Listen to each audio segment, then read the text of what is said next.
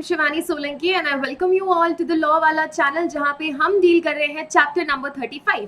Last segment में हम already deal कर चुके हैं स्टूडेंट्स की किस तरीके से अपील होती है, उसके बाद उससे पहले जो जजमेंट आ जाता है उसकी अपील होती है एंड जजमेंट से आए हुए कन्विक्शन या फिर मैं कहूं एक्विटल से जब हम अपील करते हैं और फाइनल डिसीजन आता है तो उसका क्या होता है, एग्जीक्यूशन होता है।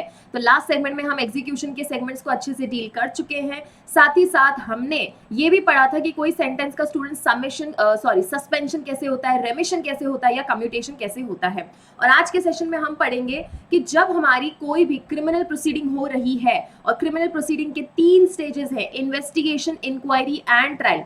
इनमें से कोई भी स्टेज पे अगर कोई भी डिसीजन लिया जाता है, कोई भी ऑर्डर पारित किया जाता है, दैट इज टू से पूरी प्रोसीडिंग में कोई भी इर्रेगुलर चीज हो रही है तो उससे हमारी प्रोसीडिंग पर क्या फर्क पड़ेगा। क्या हमारी प्रोसीडिंग विशिएट हो जाएगी, विशिएट मतलब कैंसिल हो जाएगी, पूरी वॉइड हो जाएगी, और क्या उसको वापस एक न्यू ट्रायल कंडक्ट करने की जरूरत है या पूरा न्यू प्रोसीडिंग कंडक्ट करने की जरूरत है या नहीं है।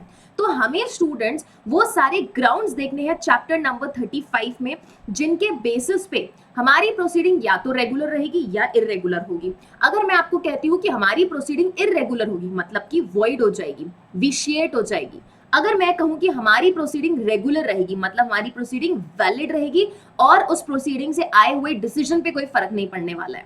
लेकिन अगर हमारी प्रोसीडिंग इरेगुलर होती है, दैट इज टू से विशिएट हो जाती है प्रोसीडिंग, तो स्टूडेंट्स यहाँ पे हमारी प्रोसीडिंग पर क्या पड़ेगा, इंपैक्ट पड़ेगा और वो प्रोसीडिंग ही कैंसिल हो जाएगी। So without wasting any time let's see that what all things we have to cover today. आज हम कवर करेंगे स्टूडेंट्स पूरा की पूरा चैप्टर नंबर 35। चैप्टर नंबर 35 को डील करेंगे और साथ ही साथ हमें क्या समझना है, हमें वो 2 इंपॉर्टेंट सेक्शन समझने हैं जो प्री में आते हैं। और यहीं पे डिफिकल्टी हो जाती है स्टूडेंट्स को थोड़ा सा याद करने में। लेकिन देखो स्टूडेंट्स, याद तो हमें ये चीजें करनी पड़ेगी। क्या करना पड़ेगा, चीजें ये तो हमें याद करनी पड़ेगी क्योंकि यहाँ से प्रिलिमिनरी में क्वेश्चन आते हैं।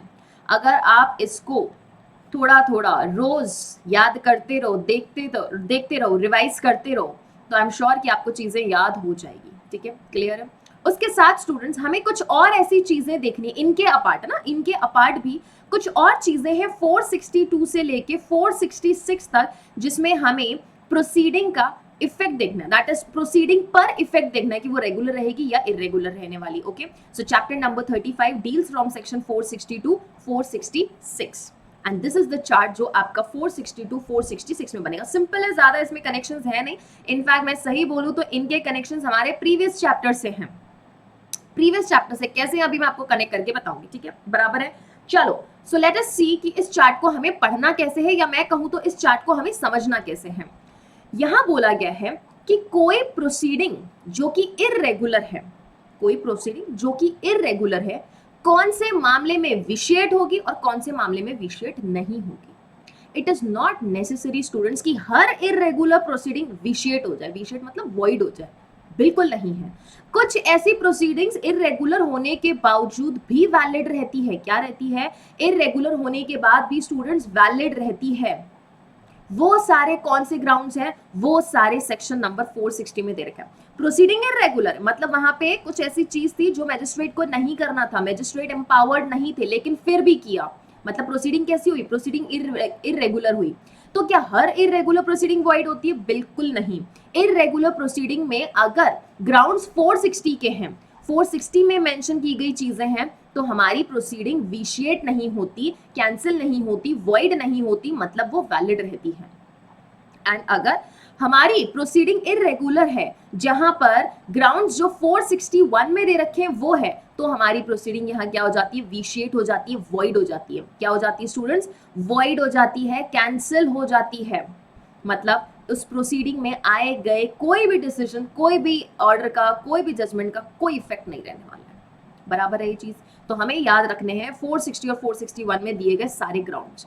Next is 462। क्या है 462, जो कहता है अगर रॉन्ग प्लेस पे प्रोसीडिंग हुई, क्या मैं इसको ज्यूरिसडिक्शन के चैप्टर के साथ कनेक्ट कर सकती हूँ, बिल्कुल कनेक्ट कर सकती हूँ।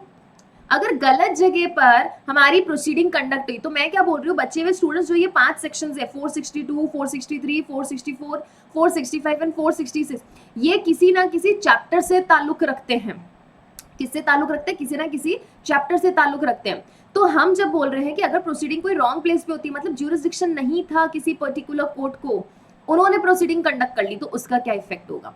नेक्स्ट इज 463 में कहा गया है अगर सेक्शन 164 एंड 281, 164 मतलब पुलिस की पावर से डील कर रहे हैं हम, जहां पर इन्वेस्टिगेशन के दौरान मजिस्ट्रेट क्या करते हैं, कन्फेशन और स्टेटमेंट रिकॉर्ड कर रहे हैं। एंड 281 में हमने बोला कि एक मेमोरेंडम बनाना पड़ेगा हमें। किसका मेमोरेंडम, 164 के अंतर्गत जो भी कन्फेशन लिया गया है उसका मेमो बनाना पड़ेगा, जो जिसका की प्रोविजन 281 में दे रखा है। अगर इन दोनों का नॉन कंप्लायंस हुआ, इनकी पालना नहीं की मजिस्ट्रेट ने, और उसके बाद कोई स्टेटमेंट रिकॉर्ड कर लिया, उसकी वैलिडिटी क्या होगी। 164 में हमें ग्राउंड्स दे रखे हैं ना, that magistrate has to inform the accused person that you are not suppose to you are not compelled और you are not bound to give any confession. अगर आपने कन्फेशन दिया तो आपके अगेंस्ट पढ़ा जाएगा, नहीं पढ़ा जाएगा, ये चीज बतानी है। अलॉन्ग विद दैट अक्यूज को ये भी बताना है कि अगर आप इनवॉलेंट्री कन्फेशन देंगे तो वो रिकॉर्ड नहीं होगा, वॉलेंट्री रिकॉर्ड अगर वो देता है तो वो कन्फेशन रिकॉर्ड होने वाला है, बराबर। इनका नॉन कंप्लायंस कहाँ दे रखा है, 463। आपको याद होगा स्टूडेंट्स, जब हमने सेक्शन नंबर 164 पढ़ा था, 164 पढ़ा था, तो उसके साथ ही 281 और 463 का जिक्र हुआ था। Okay, moving on to next section, that is 464। 464 क्या बोलता है, अगर हमने ये दो चीजें की तो हमें उसका इफेक्ट पढ़ना है। किसका इफेक्ट पढ़ना है, omission to frame the charge. कोई पर्टिकुलर चार्ज किसी अक्यूज के अगेंस्ट लगाना था लेकिन हमने नहीं लगाया, मतलब ओमिट कर दिया। क्या कर दिया, ओमिशन कर दिया, हमने नहीं लगाया। ओमिशन मतलब क्या होता है, ओमिशन मतलब यू वर ड्यूटी बाउंड, ये आपकी ड्यूटी थी कोई कार्य करने की लेकिन आपने नहीं किया, तो वो होता है ओमिशन। तो अगर चार्ज फ्रेम करने का आपने ओमिशन कर दिया तो उसका इफेक्ट क्या होगा, क्या हमारी प्रोसीडिंग वॉइड हो जाएगी या अभी भी वैलिड रहने वाली है। 464 में एक और चीज के बारे में बोला, चार्ज में कोई एरर कर दिया, कोई और चार्ज लगाना था, हमने कोई और चार्ज लगा दिया, मतलब we have committed error in framing the charge, तो उसका इफेक्ट क्या होने वाला है, 464। एंड 465 में दे रखा है क्या कोई फाइंडिंग या सेंटेंस को हम रिवर्स कर सकते हैं, क्या ऑल्टर कर सकते हैं क्या। हमने स्टूडेंट्स याद रखो, कमेंट सेक्शन में आपको ये बताना है वो कौन सा सेक्शन है जो बोलता है जजमेंट ऑल्टर नहीं किया जाएगा except on the clerical and arithmetical errors. इन दो ग्राउंड्स पे जजमेंट ऑल्टर होगा, अदरवाइज कभी भी जजमेंट ऑल्टर नहीं होने वाला है। जजमेंट के हमने एक्सक्लूसिवली अलग से सेक्शंस पढ़े थे, 353 से पढ़े थे ना, 353 से 365 में जजमेंट के प्रोविजंस पढ़े थे, बराबर है ये चीज। तो हमें ये देखना है स्टूडेंट्स कि क्या किसी सेंटेंस या फाइंडिंग को रिवर्स कर सकते हैं या नहीं कर सकते। This is given under 465 and 466 बोलता है कोई भी अटैचमेंट कहाँ याद आ रहा है, process to compel the appearance, process to compel the appearance, जहां पर एक तरीका क्या होता है, अटैचमेंट ऑफ द प्रॉपर्टी। पहले हम क्या करेंगे स्टूडेंट्स, पहले हम समन भेजेंगे, फिर वारंट भेजेंगे, फिर प्रोक्लेमेशन होगा, then finally attachment of the property होगा। तो 466 बोलता है कोई भी अटैचमेंट अनलॉफुल नहीं होगा अगर उसमें कोई एरर है या डिफेक्ट है कुछ ग्राउंड्स पे। मान लीजिए आपने समन नहीं भेजा है और कुछ ऐसे ग्राउंड्स हो गए हैं, तो उन आधार पे कोई भी अटैचमेंट अनलॉफुल नहीं होगा, अटैचमेंट फिर भी वैलिड रहने वाला है।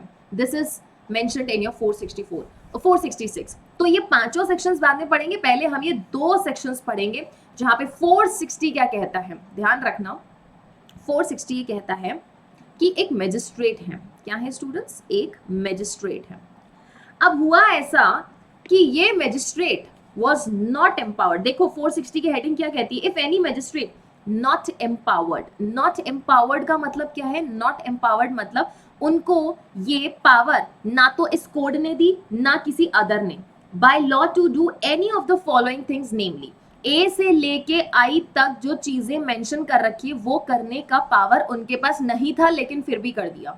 जैसे कि सर्च वारंट इशू कर दिया सेक्शन 94 में, ऑर्डर कर दिया इन्वेस्टिगेशन के लिए सेक्शन 155। 155 किससे डील करते हैं students, 155 deals with the information and investigation as to non cognizable offence.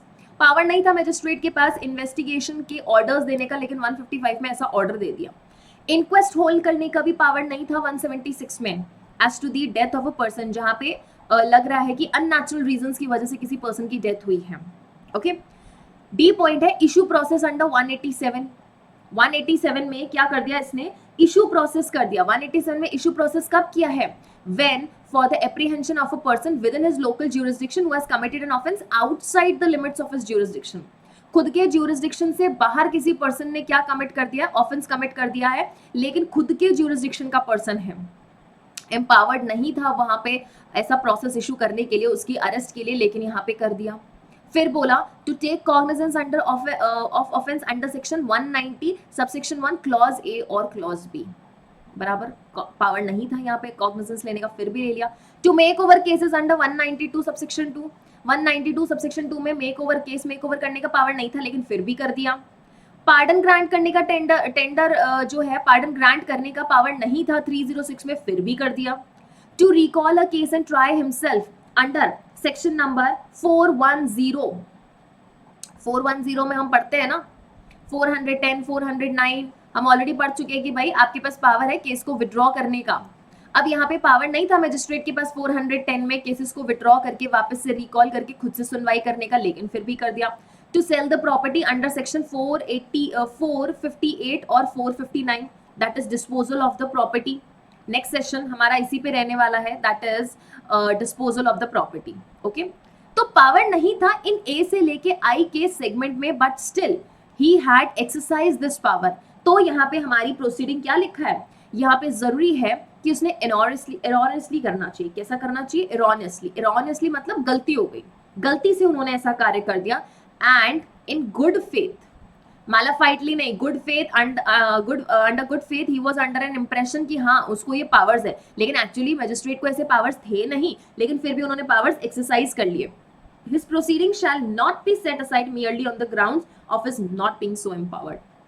मतलब यहाँ प्रोसीडिंग क्या नहीं होगी, नॉट सेट असाइड, ये प्रोसीडिंग सेट असाइड नहीं होगी। कहने का मतलब ये है प्रोसीडिंग वैलिड रहेगी, प्रोसीडिंग क्या रहेगी, वैलिड रहेगी, ध्यान रखना है, ठीक है। 194 का ऑर्डर, सॉरी सेक्शन नंबर 94 का ऑर्डर दे दिया सर्च वारंट इशू करने के लिए। 155 में इन्वेस्टिगेशन करने का पावर दे दिया नॉन कॉग्निजेबल ऑफेंस में। 176 में इन्वेस्ट करने का पावर दे दिया, इंक्वेस्ट होल्ड करने का पावर कर लिया। एंड 187 में क्या क्या, खुद की ज्यूरिसडिक्शन का बंदा बाहर जाके ज्यूरिसडिक्शन में कोई ऑफेंस करता है उसके अगेंस्ट हमने एप्रीहेंशन का order that is arrest warrant जारी कर दिया। 190 सबसेक्शन 1 क्लॉज ए या बी में कॉग्निजेंस ले लिया। 192 सबसेक्शन 2 में केस को मेक ओवर कर दिया। 306 में पावर नहीं था टेंडर करने का, पार्डन ग्रांट करने का, लेकिन फिर भी कर दिया। 410 में केस को क्या कर दिया, रिकॉल कर लिया, खुद से ट्राई कर दिया। एंड 458 एंड 459 में क्या कर दिया, प्रॉपर्टी को सेल कर दिया। फिर भी इन ग्राउंड्स पे प्रोसीडिंग विशिएट नहीं होगी, वैलिड रहने वाली है। ओके, हेडिंग देख लो, irregularities which do not vitiate the proceeding, मतलब प्रोसीडिंग को वॉइड घोषित नहीं करती, मतलब वैलिड रहती है। अब 461 में आपको पावर्स दे रखे हैं जो कहता है if any magistrate not being empowered by law in this behalf does anything.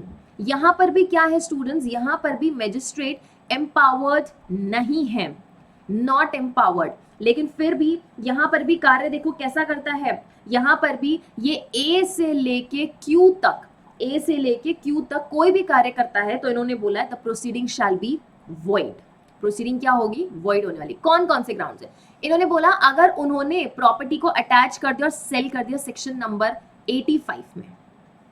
इससे आपको किसके साथ कनेक्ट करना है, इसको हम कनेक्ट करेंगे 466 के साथ, जो कहता है अगर कोई भी अटैचमेंट हमने स्टूडेंट्स किया, कोई भी अटैचमेंट स्टूडेंट्स किया तो वो अनलॉफुल नहीं होने वाला है, अनलॉफुल नहीं होगा। तो ये क्या कनेक्शन है 466 में पढ़ेंगे। ओके, बी पॉइंट बोलता है issue a search warrant for a document parcel और a thing in the custody of the postal और telegraph authority.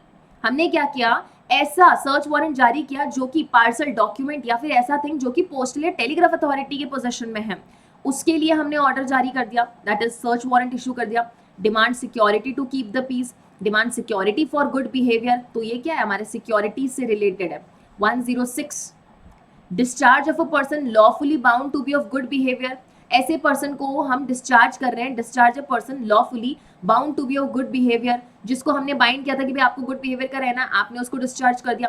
Cancel a bond to keep the peace, makes an maintenance order, makes an order under 133 as to local nuisance, prohibit under 143 the repetition and the continuance of the public nuisance, makes an order under part C or part D of chapter number 10, take the cognizance under 191C। ये point बहुत अच्छे से ध्यान रखना, यहाँ से question आता है और भूल जाते हैं। 190 सबसेक्शन 1 क्लॉज ए और क्लॉज बी में स्टूडेंट्स वैलिड रहता है, लेकिन क्लॉज सी में क्या हो जाती है, प्रोसीडिंग विशिएट हो जाती है, वॉइड हो जाती है। बराबर, एक बार आओ सेक्शन नंबर 190 पे। सेक्शन नंबर 190 में स्टूडेंट्स हमें ये सारे ग्राउंड्स देखने को मिलेंगे, जहां पे हमारा क्लॉज ए क्या कहता है, क्लॉज ए कहता है upon receiving a complaint, clause B कहता है upon receiving a police report, and C कहता है upon any information receive by any other person other than the police officer, या फिर खुद के सो मोटो कॉग्निजेंस ले लेता है तो प्रोसीडिंग क्या हो जाएगी, विशिएट होगी, वॉइड होगी।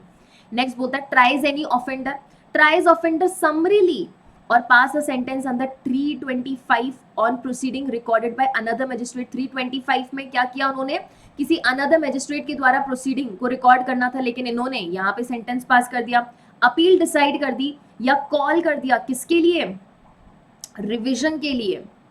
रिवीजन के लिए रेफरेंस कहाँ होता है, 395। 397 में क्या कर दिया, रिवीजन के लिए कोई मैटर को खुद से बुला लिया, और revise an order pass under 446 with respect to bail. तो इन सारे ही ग्राउंड्स में प्रोसीडिंग क्या हो जाएगी स्टूडेंट्स, वॉइड हो जाएगी। अब ये याद कैसे रखें, आपको सिंपल, जब भी प्री में क्वेश्चन दिया जाएगा ध्यान रखना 460 और 461 दोनों के एलिमेंट्स होंगे। कंफ्यूज करने के लिए 460 और 461 के ही एलिमेंट्स होने वाले, और कोई एलिमेंट नहीं आएगा। तो आपके कन्वीनियंस के लिए आप सेक्शन 460 के ग्राउंड्स पढ़ के चले जाओ, आपका मैटर इजी हो जाएगा सॉल्व करने के लिए। 460 में है कितने, 1 2 3 4 5 6 7 8 9, सिर्फ 9 ग्राउंड्स याद करने के लिए इजी हैं। ये ग्राउंड ज्यादा है तो मुश्किल है थोड़ा याद करने के लिए, सो इट इज बेटर कि आप 460 के ग्राउंड्स याद करके चले जाओ, 461 का मामला अपने आप हो जाएगा। अंडरस्टूड है, तो इन ग्राउंड्स पे क्या हो जाती है, प्रोसीडिंग वॉइड हो जाती है। Moving on to next segment जो बोलता है 462, अगर प्रोसीडिंग गलत प्लेस पे हो गई है with respect to the fact कि यहाँ पे पर्टिकुलर डिस्ट्रिक्ट में हमारी प्रोसीडिंग नहीं होनी थी, या कोई सब डिस्ट्रिक्ट है वहां पर हमारी प्रोसीडिंग नहीं होनी थी, लेकिन उसके बावजूद भी प्रोसीडिंग हो गई, तो क्या हम प्रोसीडिंग को यहाँ पे विशिएट मानेंगे, आंसर इज नो। ये प्रोसीडिंग स्टूडेंट सेट असाइड नहीं होने वाली है। कम टू सेक्शन नंबर 462 जो ये कहता है दैट नो फाइंडिंग सेंटेंस और ऑर्डर, कोई भी फाइंडिंग हो गया है, कोई भी सेंटेंस हो गया या कोई भी ऑर्डर हो गया है of a criminal court shall be set aside merely on the grounds that the inquiry, trial or other proceeding took place in a wrong session division। कोई सेशन डिवीजन, गलत सेशन डिवीजन में inquiry trial हो गई है, district और sub division और other local area, unless it appears that such error has in fact occasioned failure of justice। always remember chapter number 35 में सबसे बड़ा ग्राउंड दे रखा है प्रोसीडिंग के विशिएट होने के पीछे, that is failure of justice. अगर स्टूडेंट्स गलत प्लेस पर प्रोसीडिंग होने के वजह से जस्टिस में फेलियर हो रहा है, न्याय नहीं दिया जा रहा है, तो हम कहेंगे क्या कि हमारी जो प्रोसीडिंग है वो विशिएट हो चुकी है। अगर गलत जगह पे हम प्रोसीडिंग कंडक्ट कर रहे हैं जिसकी वजह से जस्टिस फेल हो रहा है, तो हमारी प्रोसीडिंग विशिएट होगी, सेट असाइड हो जाएगी, अदरवाइज कभी भी सेट असाइड नहीं होगी। जस्टिस में कोई फेलियर हो ही नहीं रहा है गलत जगह पे ट्रायल कंडक्ट करने से, then in no case the proceeding will be set aside. Okay, and 463 क्या कहता है, 463 कहता है कि मैम 164 में आपने कन्फेशन रिकॉर्ड किया, तो हमने बोला 281 के हिसाब से करना, आपको मेमो बनाना पड़ेगा। लेकिन आपने ना तो 164 का कंप्लायंस किया ना 281 का कंप्लायंस किया। अगर आपने दोनों का ही कंप्लायंस नहीं किया, दोनों में से किसी का भी कंप्लायंस नहीं किया, तो उसका इफेक्ट क्या होगा। तो 463 में मैजिस्ट्रेट को छूट दिया है, बोला मैजिस्ट्रेट फिर भी उन एविडेंसेस को ले सकता है।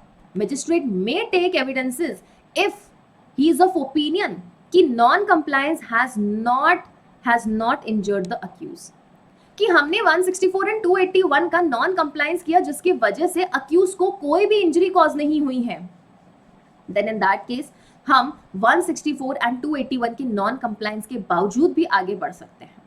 सुनो 163 क्या कहता है, if any court before which confession और other statement of an accuse recorded under section 164 और 281 इज टेंडर्ड और has been received in evidence that, देखो बराबर, and finds that any of the provision of either of such section have not been complied with the magistrate recording the statement। जिस magistrate ने ऐसा statement record किया उन्होंने 164 या 281 को क्या नहीं किया है, कंप्लाई नहीं किया है, कंप्लाई नहीं किया है। इट में मतलब दैट कोर्ट, जो जिस भी कोर्ट के पास ये ट्रायल चल रही है, द कोर्ट में take evidence in regard to such non compliance, ये नॉन कंप्लायंस होने के बाद भी वो एविडेंसेस लेंगे and may if satisfied that non-compliance has not injured the accused in his defense or merits and that he duly made the statement recorded, admit such statement. मतलब court क्या कर सकता है, उन एविडेंसेस को ले सकता है एंड उन एविडेंसेस को एडमिट करेगा, उन सेंटेंसेस को एडमिट कर सकता है अगर लगे कि ये नॉन कंप्लायंस की वजह से हमारे अक्यूज को कोई भी इंजरी कॉज नहीं हुई है, बराबर। अब देखो 464 क्या कहता है, 464 says effect of omission to frame the charge. हमको चार्ज फ्रेम करना था, मान लीजिए हमें 302 का भी चार्ज फ्रेम करना था लेकिन हम करना भूल गए, ओमिशन कर दिया है हमने, या फिर एरर कर दिया चार्ज फ्रेम करने में, कोई और चार्ज फ्रेम करना था हमने कोई और चार्ज लगा दिया यहाँ पे और सामने दिख रहा है प्राइमा फेसाई दिख रहा है कि this was not the charge that you were suppose to put. 211 से लेके 224 के साथ पढ़ेंगे हम इसे, बराबर। तो यहाँ पे बोला गया उसके बाद भी प्रोसीडिंग आपकी वैलिड रहेगी अनलेस कोर्ट इस ओपिनियन का है, कोर्ट ये ओपिनियन बनाता है कि जो अपील है या कंफर्मेशन, कंफर्मेशन मतलब चैप्टर नंबर 28 हाई कोर्ट के पास कोर्ट ऑफ सेशन मैटर भेजता है 368 366 कि भाई डेथ सेंटेंस दे रहे, कंफर्मेशन कर लीजिए। Court of opinion of appeal, confirmation, revision, जो रिविजन वाला कोर्ट है, कंफर्मेशन वाला कोर्ट है या अपील वाला कोर्ट है, वो क्या ओपिनियन का है, that there is a failure of justice has been occasion, justice का फेलियर हुआ है, न्याय नहीं हुआ है, न्याय पूर्ण रूप से नहीं हुआ है, तो ही यहाँ पे क्या होगा, उस प्रोसीडिंग को हम वॉइड घोषित करेंगे, वो विशेट होगी, अदरवाइज वो वैलिड रहने वाली है। एंड अगर उन्होंने बोला कि हाँ भाई ये चीज हुई है, that is failure of justice हुआ है, देन इन दैट केस जहां हमने क्या नहीं किया था, चार्ज फ्रेम नहीं किया था, उस मामले में जहां हमने चार्ज फ्रेम नहीं किया था उस मामले में कोर्ट क्या ऑर्डर देगा, चार्ज बी फ्रेम्ड, कि जो चार्ज आपने फ्रेम नहीं किया है उस चार्ज को फ्रेम कीजिए एंड वापस से ट्रायल कमेंस होगी, क्या होगी, वापस से ट्रायल कमेंस होगी। और जहां हमने गलत चार्ज फ्रेम कर दिया था और लग रहा है कि भाई इनजस्टिस कॉज हुआ है अक्यूज को, तो यहाँ पे क्या बोला जाएगा, डायरेक्ट न्यू ट्रायल, कि वापस से न्यू ट्रायल कीजिए, क्या कीजिए, न्यू ट्रायल कीजिए। आपने चार्ज फ्रेम करने में गलती कर दी ना, वापस से सारे चार्जेस फ्रेम कीजिए और न्यू ट्रायल कंडक्ट कीजिए। जहां ओमिशन कर दिया था वहां पे क्या बोला, चार्ज को फ्रेम करो, जो चार्ज आपने नहीं लगाया वो लगाओ and recommence the trial. Clear है। 464 को और क्लैरिटी के लिए पढ़ेंगे। देखो it says subsection 1, no sentence no finding sentence or order by the court of competent jurisdiction, it is very necessary competent jurisdiction के द्वारा अगर ऐसा कोई charge frame हुआ है, shall be deemed to invalid merely on the ground that no charge was framed or on the ground of any error, omission, irregularity in the charge including the misjoinder of the charge। plus यहाँ पे क्या है students, misjoinder of charge। Misjoinder of charge क्या हो गया, जैसे मिसजॉइंडर of the parties होता है, non joinder of the parties होता है, non joinder of the necessary party, non joinder of the proper party, ये सब होता है। मिसजॉइंडर में क्या होता है, आपने चार्ज गलत लगा दिया, ए चार्ज लगाना था आपने बी चार्ज लगा दिया, okay. Unless in the opinion of the court of appeal, confirmation और revision a failure of justice has in fact been occasion. अगर फेलियर ऑफ जस्टिस हुआ है तो ही court of appeal, court of confirmation, court of revision क्या करेगा, इस particular proceeding को वीशेड बोलेगा, वरना वैलिड रहने वाली है। Subsection 2, if the court of appeal, confirmation और revision is of opinion that the failure of justice has occasion, कि हाँ भाई फेलियर तो हुआ है, इट में, क्लॉज ए में क्या बोला, इट में, in the case of omission to frame the charge, जहां पे हमने चार्ज फ्रेम करने में ओमिशन कर दिया, क्या ऑर्डर करेगा, order that a charge be framed and the trial be commenced from the point immediately after the framing of charge. यहाँ पे स्टूडेंट्स ट्रायल कमिट कहाँ से होगी, आफ्टर फ्रेमिंग ऑफ चार्ज से कमेंस होगी, शुरुआत से कमेंस नहीं होगी, सिर्फ उस पॉइंट से हमारी प्रोसीडिंग वापस ट्रायल वहां से क्या होगी, वापस से रिकमेंस होगी जहां पर कि हमने चार्ज फ्रेम किया है, okay clear. Clause B, in case of error of framing the charge, अब कौन सा पॉइंट पढ़ रहे हैं हमने अभी ये पॉइंट पढ़ लिया था ओमिशन टू फ्रेम चार्ज, अब हम पढ़ रहे हैं एरर इन फ्रेमिंग चार्ज, तो वहां पर हम कहां से शुरू करेंगे, in case of error, omission or irregularity, direct a new trial to be held upon a charge frame in whatever manner and thing। कोई भी मैनर में यहाँ पे क्या किया जा सकता है, ट्रायल को वापस से कमेंस किया जा सकता है। प्रोवाइजो बहुत जरूरी है, प्रोवाइजो देखो इस चीज के बारे में बोलता है, किस चीज के बारे में, ये लास्ट पॉइंट के बारे में बोलता है, भैया कन्विक्शन क्लैश हो जाएगा, कन्विक्शन कैंसिल हो जाएगा। कब कैंसिल होगा ये समझते हैं। Provided that if the court is of opinion that the facts of the case are such that no valid charge could be preferred against the accused, कि केस के फैक्ट्स ऐसे हैं जहां पे कोर्ट को लग रहा है कि कोई भी वैलिड चार्ज हम इस पर्सन के अगेंस्ट लगा ही नहीं सकते हैं against the accused in respect of the facts proved, it shall quash the conviction. Court को लग रहा है, जो कोर्ट हमने ऊपर मेंशन किया है, इन कोर्ट को क्या लग रहा है कि ऐसा कोई वैलिड चार्ज ही नहीं है जिसके लिए हम अक्यूज को क्या कर सकते थे, अक्यूज के अगेंस्ट ऐसा चार्ज प्रेफर किया जा सकता था, तो हम उसका कन्विक्शन क्या कर देंगे, क्वैश कर देंगे, कैंसिल हो जाएगा, उसको अब कन्विक्शन नहीं मिलेगा। 465 कहता है क्या किसी सेंटेंस या फाइंडिंग को हम रिवर्स कर सकते हैं, उल्टा कर सकते हैं? कब? जब अपील में है मैटर, कंफर्मेशन के लिए गया है या रिवीजन के लिए गया है। आंसर इज यस, कर सकते हैं। तभी कर सकते हैं जब फेलियर ऑफ जस्टिस है। अगर फेलियर ऑफ जस्टिस नहीं है तो हम ऐसे कोई भी सेंटेंस या फाइंडिंग को रिवर्स नहीं करेंगे। 465 subject to the provisions herein before contained, no finding sentence order passed by the court of competent jurisdiction shall be reversed or altered in the कौन सा court, by the court of appeal, confirmation or revision on the account of any error, omission or irregularity in the, कहाँ पे irregularity या omission हो रहा है? कोई complaint में हो गया, समन में हो गया, वारंट में हो गया, प्रोक्लेमेशन में हो गया, या फिर ऑर्डर जजमेंट में हो गया।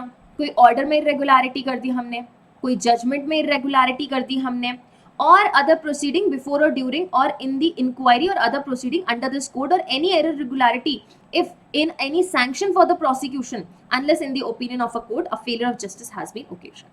अगर फेलियर ऑफ जस्टिस है इन चीजों से रिलेटेड तो ही हम क्या करेंगे, उस डिसीजन या फाइंडिंग को ऑल्टर कर सकते हैं, अदरवाइज नहीं करेंगे।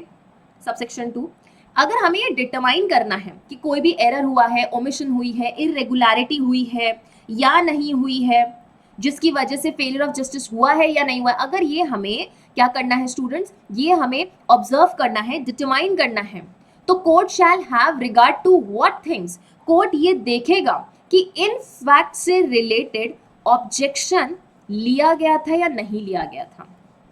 Fact whether the objection could and should have been raised at the earlier stage in the proceeding, क्या किसी ने ऑब्जेक्शन किया इन चीजों को at the earliest possible stage, या इन्होंने बोला earlier stage in proceeding। जो प्रोसीडिंग का अभी स्टेज है, दैट इज अपील का हो गया, कंफर्मेशन का हो गया, रिवीजन हो गया, इस स्टेज से पहले कोई भी स्टेज पे क्या किसी ने इस पॉइंट के ऊपर ऑब्जेक्शन लिया था या नहीं लिया था, या लिया जा सकता था या नहीं लिया जा सकता था, इस चीज को कंसिडर करने के बाद ही हम क्या करेंगे, ये देखेंगे कि ये चीजें होने की वजह से क्या फेलियर ऑफ जस्टिस हो रहा है। अगर हो रहा है तो हम पर्टिकुलर कोर्ट के फाइंडिंग या सेंटेंस को रिवर्स कर देंगे, अगर नहीं हो रहा है तो नहीं रिवर्स करेंगे। बराबर क्लियर है चीज? अगर ये चीज क्लियर है तो अब हम चलेंगे आगे, जहां हमें पढ़ना है 466। 466 क्या बोलता है? नो अटैचमेंट अनलॉफुल, कोई भी अटैचमेंट है ना, मैं प्रॉपर्टी के अटैचमेंट की बात कर रही हूँ, कोई भी अटैचमेंट अनलॉफुल नहीं होगा। कौन से ग्राउंड्स पे अनलॉफुल नहीं होगा? कि ये जो अटैचमेंट हुआ है इसमें कोई डिफेक्ट है, या there is want of form in summon, कि कोई एरर है किसमें, समन में है, समन के फॉर्म में है, कन्विक्शन में है, रिट ऑफ अटैचमेंट में है, या अदर प्रोसीडिंग पे है। प्रोसीडिंग, क्रिमिनल प्रोसीडिंग के कोई भी फॉर्म में या किसी में भी कोई ऐसी डिफेक्ट है तो उसके वजह से जो हमने प्रॉपर्टी को अटैच किया है वो कभी भी अनलॉफुल नहीं होगा। Section 466, no attachment made under this code shall be deemed to be unlawful nor shall any person making the same be deemed as trespasser. अगर कोई पर्सन ऐसी अटैचमेंट कर रहा है प्रॉपर्टी को और उस प्रॉपर्टी पे जाता है प्रॉपर्टी अटैच करने के लिए, तो हम उसको ट्रेसपासर नहीं बोलेंगे। किस ग्राउंड्स पे? On the account of any defect और want to form in the summon. Want of form in the summon मतलब कि समन में आपने कोई त्रुटि कर दी, कोई डिफेक्ट है। समन, कन्विक्शन, रिट ऑफ अटैचमेंट और अदर प्रोसीडिंग रिलेटिंग देयरटू। सो इन ग्राउंड्स पे कभी भी कोई पर्सन ये नहीं बोलेगा कि कोई अटैचमेंट जो है वो क्या हो गई है, अनलॉफुल हो गई है। तो 460 में क्या पढ़ा? 460 में हमने स्टूडेंट्स ये पढ़ा है कि कोई भी प्रोसीडिंग क्या नहीं होगी, विशिएट नहीं होगी। इररेगुलर प्रोसीडिंग है, उसकी वजह से हमारी प्रोसीडिंग क्या नहीं होगी, विशिएट नहीं होगी। 461 में क्या बोला? वो ग्राउंड्स मेंशन किए हमने ए से लेके क्यू तक, जहां पे हमारी प्रोसीडिंग विशिएट होने वाली है, मतलब प्रोसीडिंग वॉइड हो जाएगी। 461 हो गया। फिर 462 में क्या पढ़ा, 462 में हमने ये बोला है कि कोई भी प्रोसीडिंग अगर रॉन्ग प्लेस पे हुई मतलब जुरिसडिक्शन के साथ कनेक्ट करेंगे। 463 में क्या बोला, सेक्शन नंबर 164 एंड 281 का अगर नॉन कंप्लायंस हुआ तो क्या होगा। एंड फिर हमने 464 पढ़ा जिसमें ये बोला कि अगर कोई भी इफेक्ट हो गया है किसमें, ओमिशन कर दिया हमने चार्ज फ्रेम करने में या फिर हमने एरर कमिट कर दिया है चार्ज फ्रेम करने में तो क्या होगा। तो क्लॉज ए और क्लॉज बी अलग अलग बात करते हैं। 465 में हमने ये पढ़ा कि अगर कोई भी फाइंडिंग है या सेंटेंस है क्या हम उसको रिवर्स कर सकते हैं या रिवर्स नहीं कर सकते। एंड 466 में हमने क्या पढ़ा, कोई भी अटैचमेंट अनलॉफुल नहीं होगा। सो ऑलवेज रिमेंबर, सबसे पहले आप इररेगुलर प्रोसीडिंग के कॉन्टेक्स्ट में देखेंगे। इररेगुलर प्रोसीडिंग में स्टूडेंट्स 460 एंड 461, 461 में क्या नहीं होता, नॉट विशिएट। प्रोसीडिंग क्या नहीं होती स्टूडेंट्स, विशिएट नहीं होती, मतलब प्रोसीडिंग क्या रहती है, वैलिड रहती है। 461 में क्या होती है, प्रोसीडिंग विशिएट हो जाती है, मतलब प्रोसीडिंग वॉइड हो जाती है। फिर हमने पढ़ा 462, 462 क्या बोलता है कि अगर रॉन्ग प्लेस पर हमने प्रोसीडिंग कंडक्ट की तो वो सेट असाइड नहीं की जाएगी, तब तक सेट असाइड नहीं करेंगे जब तक there have been a failure of justice. 463 में हमने क्या बोला कि there has been a non compliance of section 164 and 281 of CrPC. तो भी मैजिस्ट्रेट क्या करेंगे स्टूडेंट्स, यहाँ पे मैजिस्ट्रेट में टेक एविडेंसेस, टेक दो स्टेटमेंट्स इन एविडेंस, या हम उसको क्या करेंगे, एडमिट करेंगे उन स्टेटमेंट्स को। 464 में क्या बोला, हमें इफेक्ट देखना है। किस चीज का इफेक्ट देखना है, हमें इफेक्ट देखना है कि अगर हमने ओमिशन किया, omission in framing of the charge तो वहां क्या होगा, एंड अगर हमने एरर कर दिया, error of charge framing, then वहां क्या होने वाला है। 465 में हमने क्या पढ़ा, 465 में हमने पढ़ा कि कोई भी फाइंडिंग है या सेंटेंस है क्या वो कोर्ट ऑफ अपील, कंफर्मेशन या फिर रिविजन के द्वारा ऑल्टर की जा सकती है, या मैं कहूं तो क्या हम उसको रिवर्स कर सकते हैं या नहीं कर सकते हैं। एंड 466 में हमने बोला कि कोई भी अटैचमेंट अगर इस चैप्टर के अंदर हुई है तो वो अनलॉफुल नहीं होगी मियरली इस ग्राउंड पे कि कोई डिफेक्ट है समन में, वारंट में या फिर और कोई भी प्रोसीडिंग में, बराबर है। तो ये सारे सेक्शंस, ये 5 पॉइंट्स आपको इस तरीके से पढ़ने हैं और कनेक्ट करना है। जब मैं बात करती हूँ स्टूडेंट्स चार्ज की तो 211 से 224 के साथ आप इसको कनेक्ट करने वाले हैं, बराबर है ये चीज। Is it clear to everyone.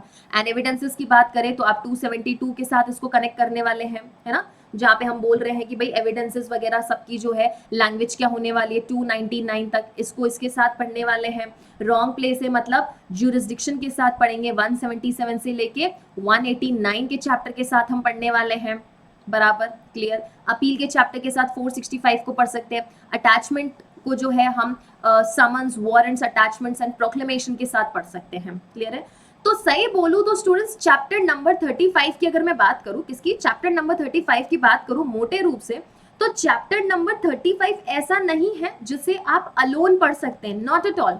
Chapter number 35 का सबसे ज्यादा कनेक्शन होता है डिफरेंट चैप्टर्स के साथ, मतलब ये चैप्टर्स में दिए गए जो हमारे पास 8 सेक्शंस हैं, 7 है शायद, यस, जो हमारे पास 1 2 3 4 5 6 7, यस 7 सेक्शंस जो हैं 460 से लेके 467 तक, जितने भी 7 सेक्शंस हैं वो मैं सही बोलूँ तो अलग अलग चैप्टर से कनेक्ट होते हैं। बस 460 और 461 बहुत सारे सेक्शंस के साथ कनेक्ट होते हैं। जो भी ग्राउंड्स आपको दिख रहे हैं 460 में ए से लेके आई तक एंड 461 में ए से लेके क्यू तक, ये जितने भी ग्राउंड्स हैं अगर हम उन सेक्शंस जो मेंशन कर रखे हैं 460 और 461 में जो भी सेक्शंस मेंशन कर रखे हैं उनके पास जाके अगर लिख दोगे तो आपको ये याद रहेगा कहाँ कहाँ पे प्रोसीडिंग विशिएट हो रही है और कहाँ कहाँ प्रोसीडिंग विशिएट नहीं हो रही है।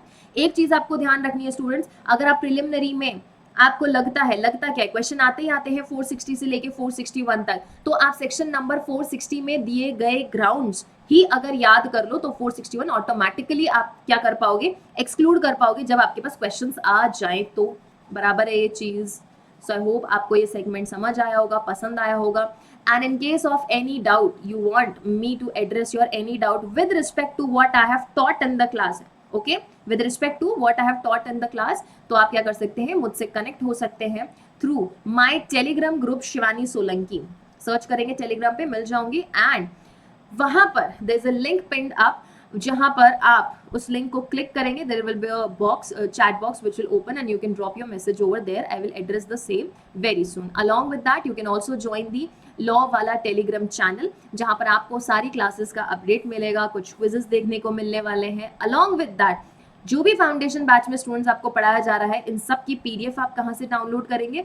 इन सब की पीडीएफ आप डाउनलोड कर सकते हैं PW ऐप से, जहां पे you are going to enroll the law foundation batch, और वहां से जाके DPP क्विजेस सब क्या कर सकते हैं, अच्छे से कलेक्ट कर सकते हैं. ध्यान रहे आप अपनी तैयारी अपने हिसाब से करें, किसी और को कॉपी ना करें ना. कॉपी का जमाना बहुत हो रहा है, सब एक दूसरे को कॉपी कर रहे हैं, स्टूडेंट्स हो जाए या फॉर दैट मैटर कोई भी पर्सन हो जाए. कॉपी क्यों करना? आपका खुद का एक अलग जो है स्टाइल है, यूनिक हो. कब तक कॉपी कर लोगे? दुनिया को पता चल जाता है.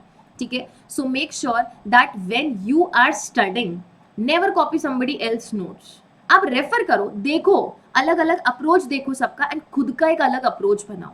क्योंकि खुद के यूनिक स्टाइल से चलोगे और खुद के अपने लहजे में चलोगे तो बहुत आगे चल जाओगे, और आपका कहूँ तो एक अलग ही ऑरा बन के आएगा. ठीक है, so make sure that we all must know that every person is unique in this world, and you have to make sure कि आप खुद इंडिपेंडेंट रहे, हर चीज करने में सक्षम रहे.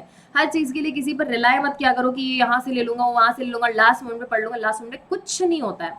जुडिशरी का एग्जाम देने जा रहे हो, जज बनने जा रहे हो, ये तो भूल ही जाना कि 2-3 महीने में नोटिफिकेशन आएगा फिर पढ़ूंगा. नहीं होगा. To be very honest, harsh लगे तो लगे, लेकिन आखिरी 2-3 महीने में नहीं होता है.